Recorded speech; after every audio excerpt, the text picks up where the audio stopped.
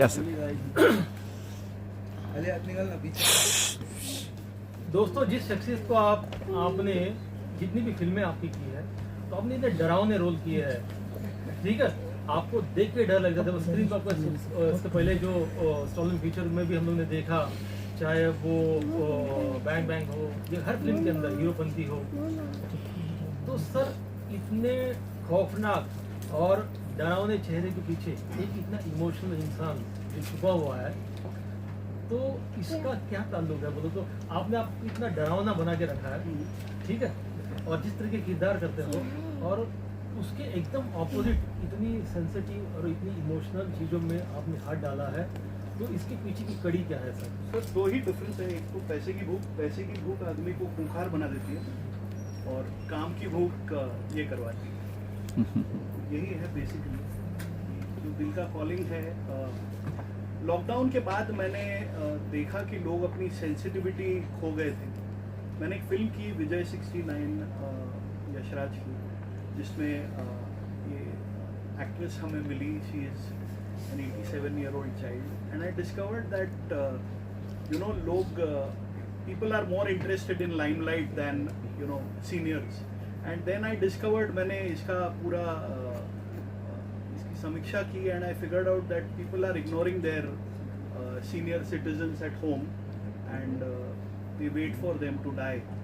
तो I saw the irony in this कि मुझे लगा कि भाई कोई mentally affected है तो mentally affected कौन है? वो विक्टिम है बेचारा जिसे पता ही नहीं है वो बीमार है, या आप लोग जिनका दिमाग सही जगह है वो ऐसी हरकतें करते हैं? तो I thought there is a need to do such kind of cinema, और वहाँ से ये सिनेमा पनपा, ये कहानी पनपी। अभिजीत ने मेरा बहुत साथ दिया। I did a film, short film, उसमें मुझे हरलीन मिली, एंड हरलीन के साथ मैंने ये फिल्म नरेट की, and it was a challenging role. मैंने ज़्यादा कुछ बताया नहीं फिल्म के बारे में because I was very emotionally involved in that, but hats off to her for pulling this off and helping me achieve this film. दोस्तों, पार्था ने एक बहुत ही सेंसिटिव और इमोशनल बात कही है कि जो अपने माँ बाप होते हैं, जब हम छोटे होते हैं तो हमारी उंगली पकड़ के वो चलना सिखाते हैं, हमारे हर सवालों का जवाब देते हैं, बहुत सारी तकलीफ बर्दाश्त करते हैं, खुद कपड़े नहीं खरीदते लेकिन हमारी छोटी छोटी ज़रूरतों को पूरे करते हैं, और ये सफ़र धीरे धीरे आगे बढ़ता है, हम धीरे धीरे बड़े हो जाते हैं, और बड़े होने के बाद जब एक सर्कल बनता है, हमारा भी एक लाइफ पार्टनर बनता है, हमारे भी बच्चे हो जाते हैं, तो वो बूढ़े माँ बाप फिर वो बच्चे हो जाते हैं। और जो बात इन्होंने कही कि फिर कुछ लोग हैं जो फिर इंतज़ार करते हैं कि कब ये प्रॉब्लम चले जाएगी, कब ये मर जाएंगे, क्योंकि हम देख रहे हैं कि गए 7 से 8 सालों के अंदर हमारे इंडिया के अंदर वृद्धाश्रम जो है उसका रेशियो बहुत ज़्यादा बढ़ते जा रहा है। बहुत मल्टीपल वृद्धाश्रम खुल चुके हैं और बहुत सारी ज़्यादा तादाद में एक नया ट्रेंड चल रहा है कि ऐसे भी वो लोग उन्हीं लोगों के साथ में तो खुश रहते हैं, क्योंकि कुछ लोगों से बात करने दी कहा कि जो बूढ़े लोग होते हैं वो बूढ़े लोगों के साथ ही खुश रहते हैं, तो वृद्धाश्रम कोई बड़ी बात नहीं है करके वो उनके लिए अच्छा है। लेकिन अगर बचपन में अगर वो बोलते कि बच्चे बच्चे के साथ ही खुश रहते हैं और वो अनाथ आश्रम में डाल देते तो कैसा लगता? तो पता, थैंक यू सो मच कि आपने जो इतने सेंसिटिव चीज़ को हाथ डाला, क्योंकि ज़िंदगी वो छोटी है और जब सर्कल रिवर्स हो जाता है और माँ बाप अपने आप को हताश पाते हैं, क्योंकि वो तो ऊपरी दिल से बोलेंगे कि मैं एक बात ऐड करना चाहूँगा, इस फिल्म में सारे किरदार सावित्री से रिलेटेड है, तो कोई ब्लैक और व्हाइट नहीं होता, सारे ग्रे होते हैं, सभी गलतियां करते हैं, पर एक्चुअली हीरो वो होता है जो अपनी गलती को एक्सेप्ट करता है। जैसे सर ने कहा पिछली फिल्म जब मैं देख रहा था तो उन्होंने कहा कि जेन जी, तो I think we are privilege that gen Z is the only generation now that can give back to their parents. आपके पेरेंट्स ने आपका ख्याल रखा है, शायद हमारी जनरेशन या आखिरी जनरेशन बची है जो आप अपने सीनियर्स का ख्याल रख सकते हो। तो यहाँ से अगर इसकी शुरुआत हो तो इससे बेहतर कुछ नहीं। अच्छा बताइए कि हरलीन, आप मेरे को बताइए कि पार्था ने जब ये कंसेप्ट को आपको बताया, इस कंटेंट को आपको एक्सप्लेन किया, तो इतना एक इमोशनल और जो अल्जाइमर जो बीमारी है, इसको करने का आपको फैसला क्यों किया? सबसे पहले तो क्योंकि मेंटल हेल्थ का बहुत बड़ा ये बहुत ही गहरा, बहुत डेप्थ वाला सब्जेक्ट है ये। बिल्कुल। सबसे पहले तो मैं पार्थ जो कि मेरे फ्रेंड भी हैं उनको दिल से शुक्रिया करना चाहूँगी कि उन्होंने मुझे इस रोल के लिए चुना और इतना मतलब इस रोल के लिए फिट समझा कि मैं कर पाऊँगी।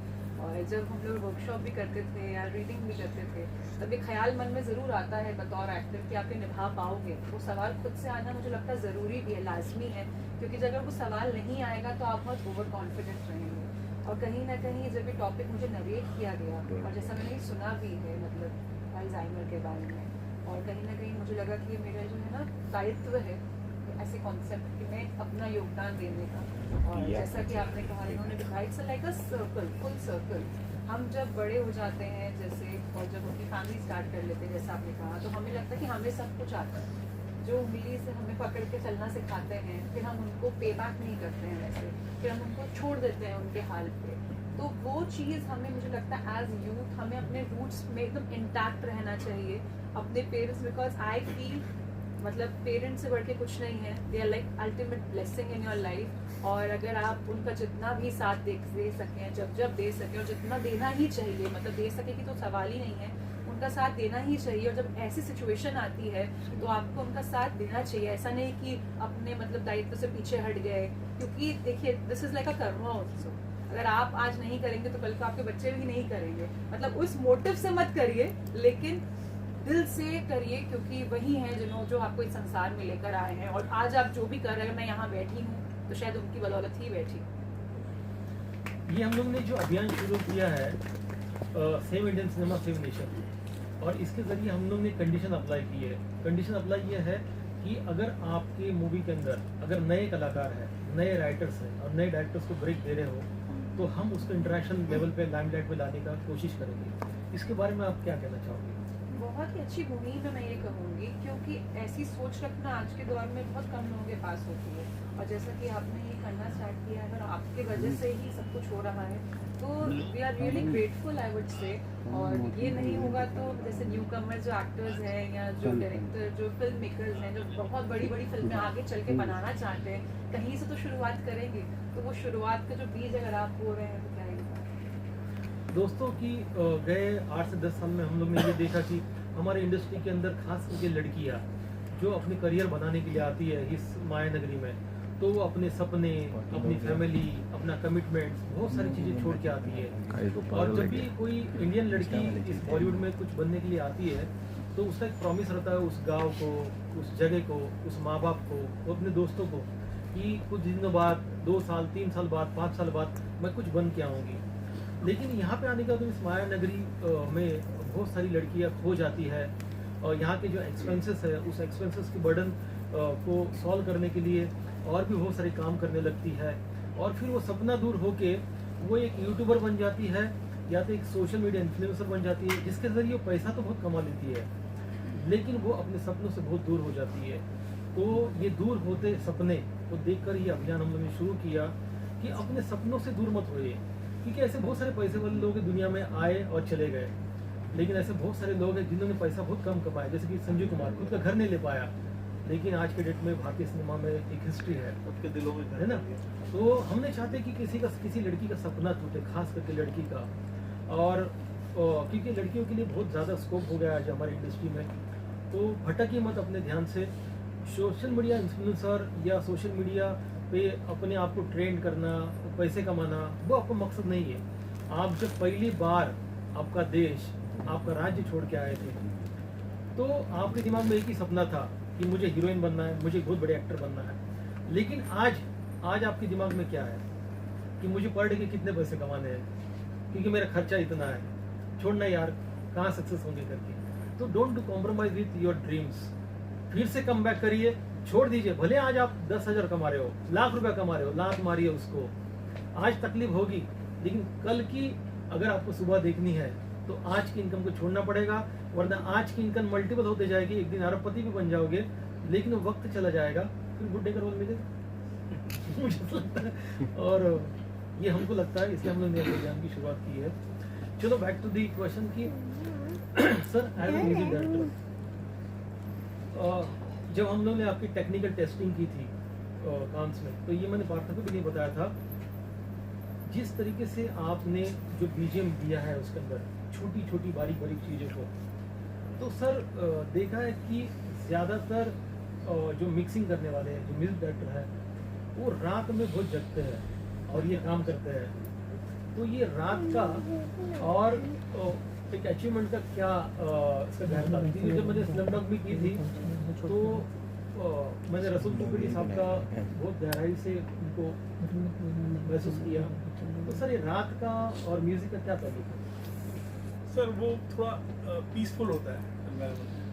आप तो डर नहीं लगता कभी कि हेल्थ इशू हो जाएगा? आप दिन में सो जाओ सुबह सो जाओ। रात में क्या है कि शांति रहती है, थोड़ा अच्छा लगता है, कोई फोन करने वाला नहीं होता है, कोई पूछने वाला नहीं होता है, तो आप लगता है कि अब आपको सिर्फ अपना काम करना है और आपका तो बेस्ट परफॉर्मेंस। सर जो वक्त फिर फैमिली को देना चाहिए, वो सारा वक्त आप जब आपके आर्ट में प्रोफेशन में देते हो, तो कहीं ना कहीं ये मिसिंग होता है क्या कि बहुत सारा वक्त हर कला में और हर क्षेत्र में मुझे लगता है फैमिली का सबसे बड़ा सेक्रीफाइस होता है आपको ऊपर लाने का। वो साइलेंट हो या वो जिस प्रकार से होता है, बिकॉज फैमिली जो होती है वो आपको कुछ नहीं कहती, वो सिर्फ वो चाहती है कि आप बड़े हो जाओ, आप वो पैसा कमा लो, वो नाम कमा लो जो आपकी इच्छा हो। Hello so yes, family silently is something that as a artist also महसूस होता कि कभी यस मैंने सेक्रीफाइस किया है, फैमिली का भी सेक्रीफाइस किया है। पार्थ के साथ काम करने में कुछ ऐसा एक्सपीरियंस बताओ जो यूनिक रहा और जो मज़ेदार रहा। दोस्ती है इसका दोस्त इज ओल्ड फ्रेंड। उसने जो कहा कि भाई मेरी पहली फिल्म है, मुझे म्यूजिक करना है, यही चाहिए मुझे। सो दोस्ती निभानी भी पड़ती है। दोस्ती निभानी भी पड़ती है, निभानी भी पड़ती है। ये बहुत बड़ी बात बोल दिया। दोस्ती निभाने का नाम है, दोस्ती करने का नाम नहीं है। यस यस अच्छा पार्थ, ये जो 79 कान फिल्म फेस्टिवल में जो आपकी मूवी फिजिकल स्क्रीन हो रही है, क्योंकि जहाँ तक कि हमारा सर्वे है, इंडिया से एक ही हमारा फेस्टिवल है जो 11 फिल्में एक साथ स्क्रीन कर रहा है, तो इसके बारे में आप क्या कहना चाहोगे? तो I feel really proud and honoured कि इन 11 में इस फिल्म को और सभी के एफर्ट्स और सभी ने जो जो निभाया है उसको जस्टिस मिल रहा है। You know I am really proud that socially relevant और मेंटल हेल्थ इश्यूज को एक ग्लोबल रिकग्निशन पहले से ही थी, बट उसका अवेयरनेस इंडिया में आपने किया है, तो I am really honoured and grateful to you sir. तो आपकी इस साल कांस में 2 फिल्में स्क्रीन हो रही है, एक तो वेद रावतानी की स्टोन फ्यूचर और एक आपकी खुद की।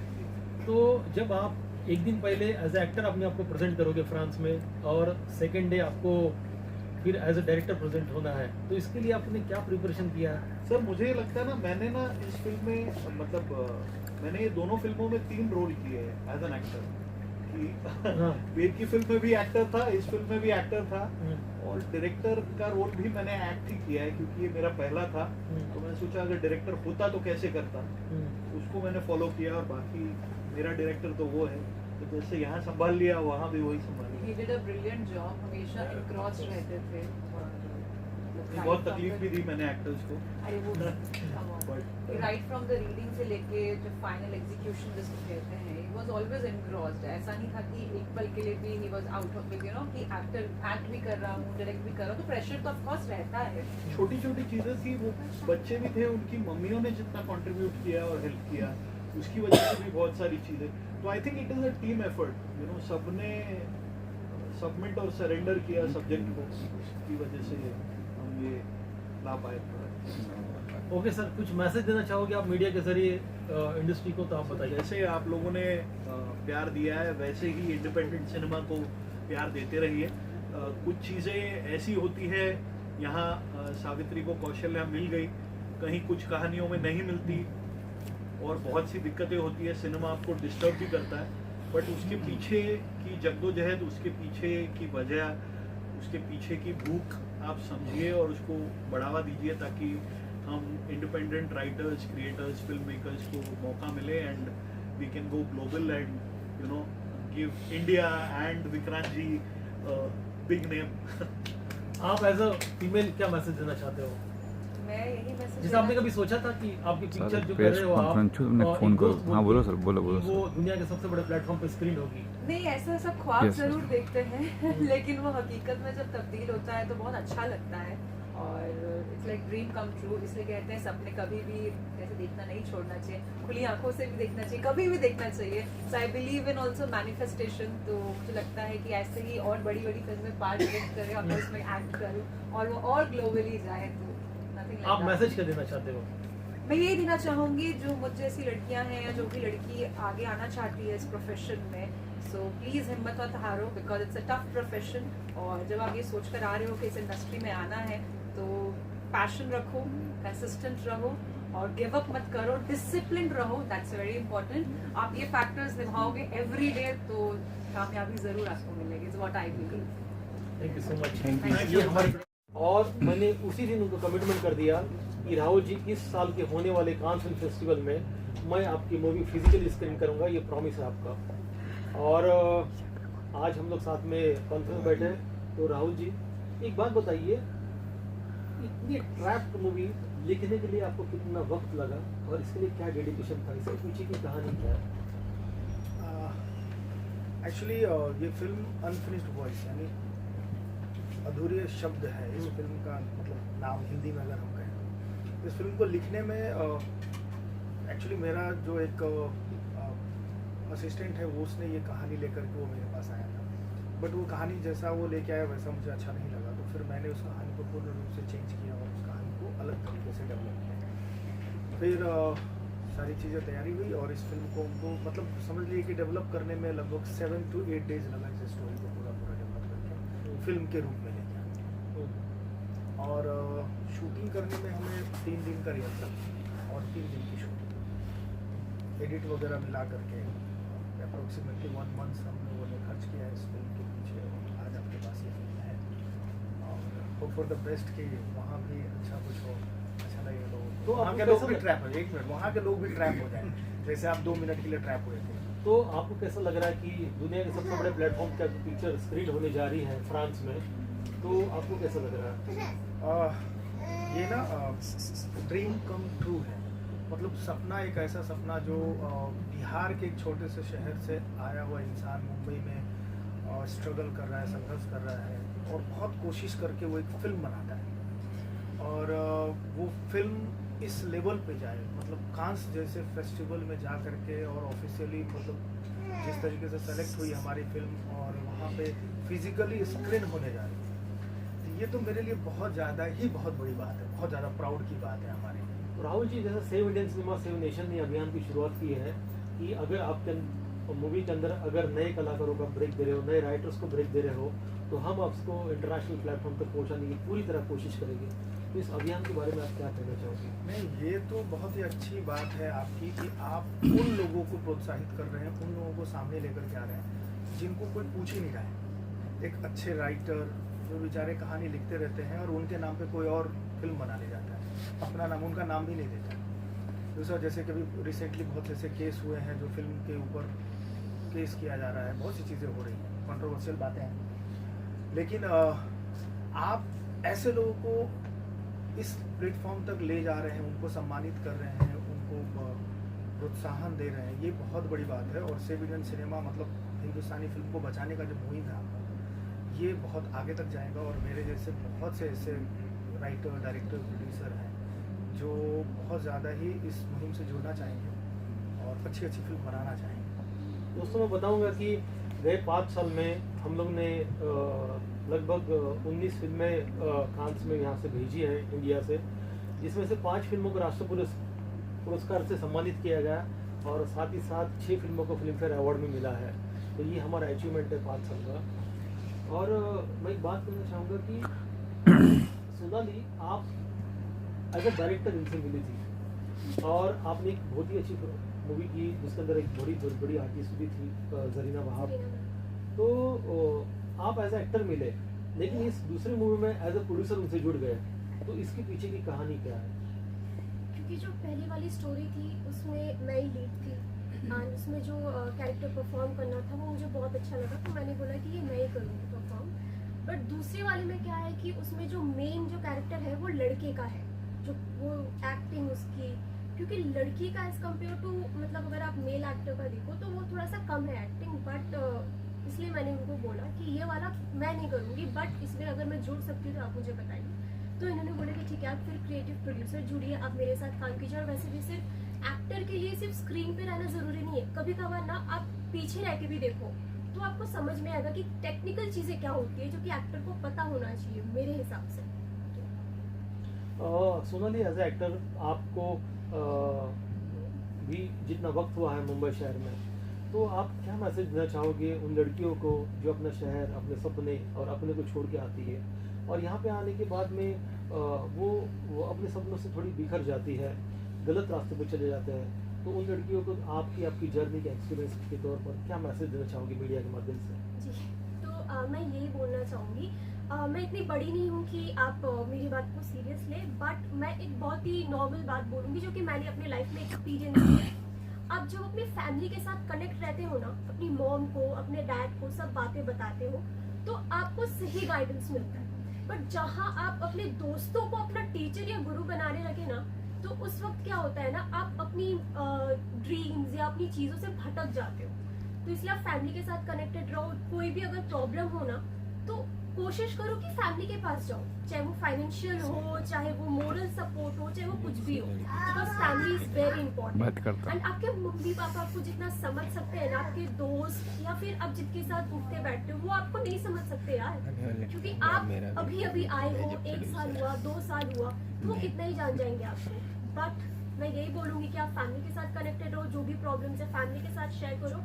एंड जो ड्रीम लेकर आए हो ना, हमेशा वो आपके दिमाग में चलना चाहिए। जैसे कि अगर आप फैमिली के मतलब आप फ्रेंड्स के साथ बैठे हो, आप चिल कर रहे हो या फिर आप जो भी आप कर रहे हो, हैंग आउट कर रहे हो, क्योंकि मुंबई ये सब करते हैं, बट आपको पता होना चाहिए कि भाई मुझे इतना ही समय देना है, क्योंकि मैं एक्टिंग करने आई हूँ, मुझे एक्टर बनना है, मुझे टाइम पास नहीं करना। क्योंकि अगर टाइम पास करना होता तो हम अपने होम टाउन में करते ना, वहाँ पे अपने दोस्तों के साथ करते, वहाँ पे पार्टियां करते।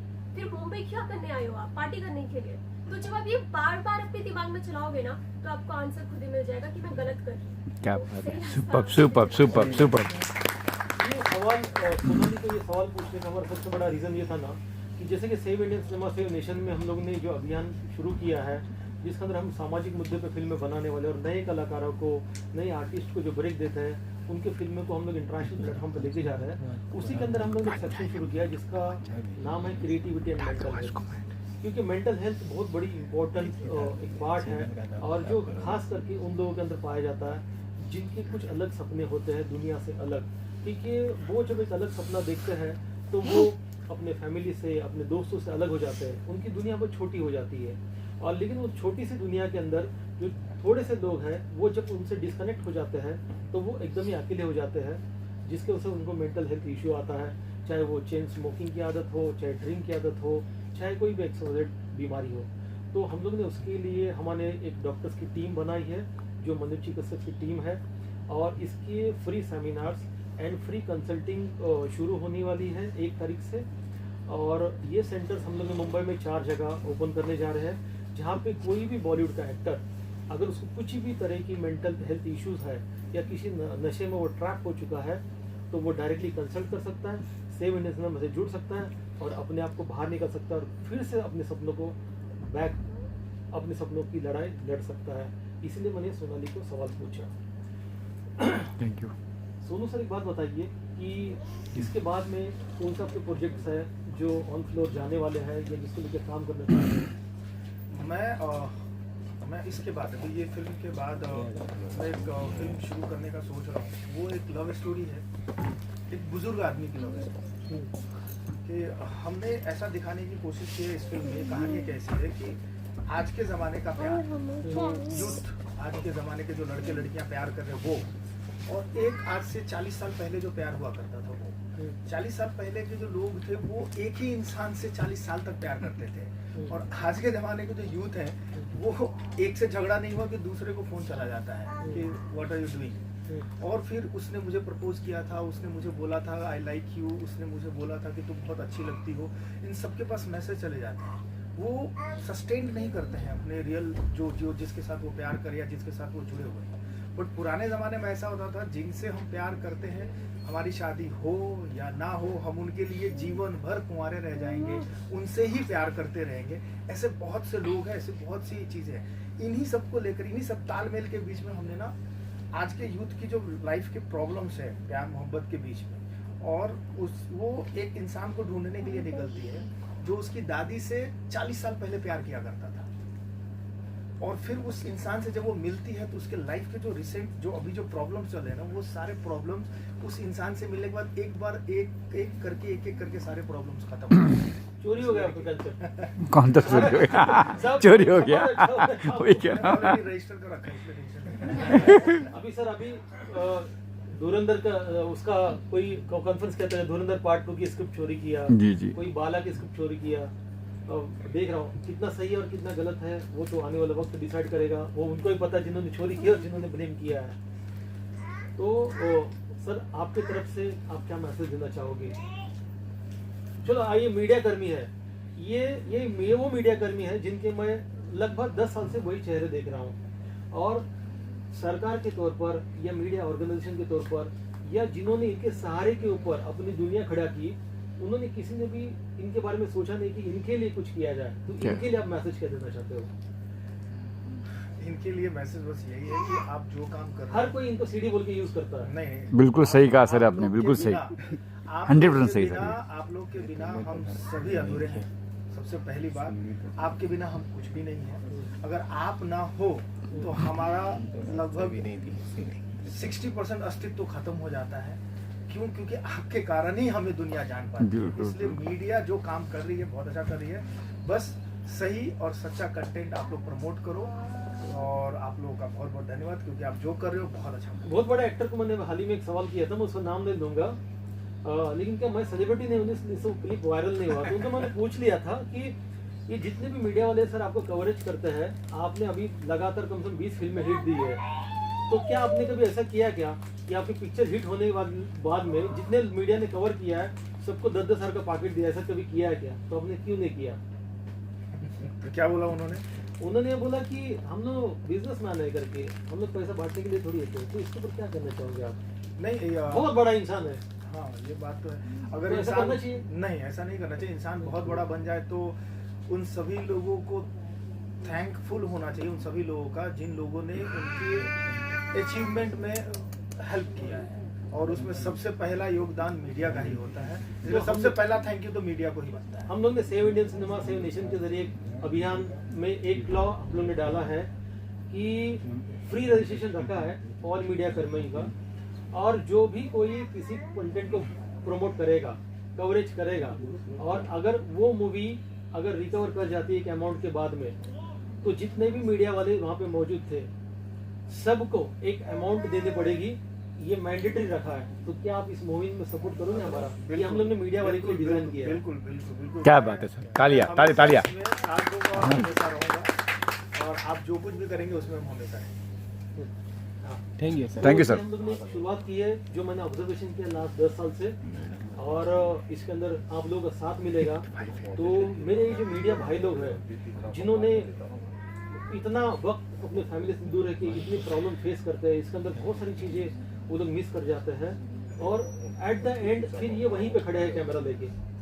तो उसी जर्नी को हम लोग ने फाइनेंशियल स्ट्रॉन्ग करने की कोशिश की है कि कोई भी पिक्चर अगर रिकवर करती है एक अमाउंट के बाद में, अगर बिजनेस करती है, तो जितने लोगों ने आपको कवर किया है उनको एक सफिशिएंट अमाउंट देना है, वरना मैं इन मीडिया कर्मी की मदद से मैं वो बॉयकॉट करूंगा।